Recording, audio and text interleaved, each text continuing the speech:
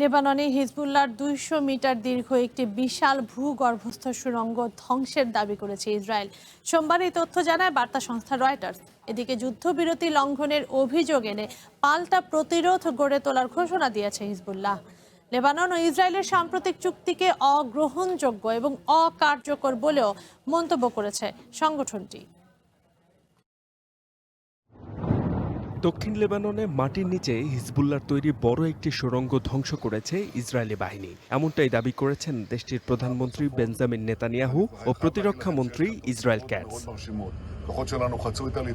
রবিবার বার্তা সংস্থা রয়টার্স জানায়, সুড়ঙ্গটির দৈর্ঘ্য ছিল ২০০ মিটারের বেশি এবং এটি মাটির প্রায় ২৫ মিটারেরও বেশি গভীরে নির্মিত হয়েছিল। সেখানে মজুদ ছিল শত শত অস্ত্র। এছাড়াও এতে ইসরায়েলের বেসামরিক নাগরিকদের লক্ষ্য করে হামলা চালানোর জন্য লাইফে কোনো কিছুর গ্যারান্টি নাই, তাই ইন্স্যুরেন্স করুন সিটি ব্যাংকে, কারণ ইন্স্যুরেন্স করলে সিটিতে সুরক্ষা পাবেন নিশ্চিন্তে। একাধিক ক্ষেপণাস্ত্র উৎক্ষেপণ কেন্দ্রও ছিল।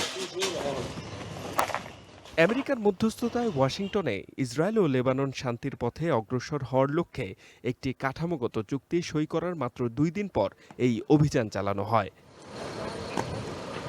এদিকে যুদ্ধবিরতি চুক্তি লঙ্ঘন করে রবিবার লেবাননের দক্ষিণাঞ্চলের বিভিন্ন এলাকায় ইসরায়েলের একাধিক হামলার পর নিজ দেশ ও জনগণকে রক্ষার অধিকার হিজবুল্লাহর আছে বলে জানায় ইরান সমর্থিত সংগঠনটি। হিজবুল্লাহর দাবি, লেবাননের দক্ষিণাঞ্চলের নাবাতিয়া শহর এবং পাশের মাইফাদুন শহরের আবাসিক ভবনে হামলা চালিয়েছে ইসরায়েল। এছাড়া ফ্রাউন শহর ও বিনোদ জোবেইল এলাকাতেও ড্রোন হামলা চালানো হয়। একই সাথে তাইবে ও হাদ্দাথা এলাকার আবাসিক ভবন লক্ষ্য করে বিস্ফোরণ ঘটানো হয়।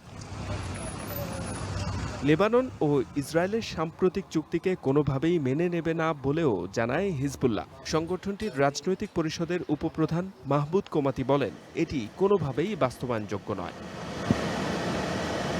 H M Ataullah, one international desk.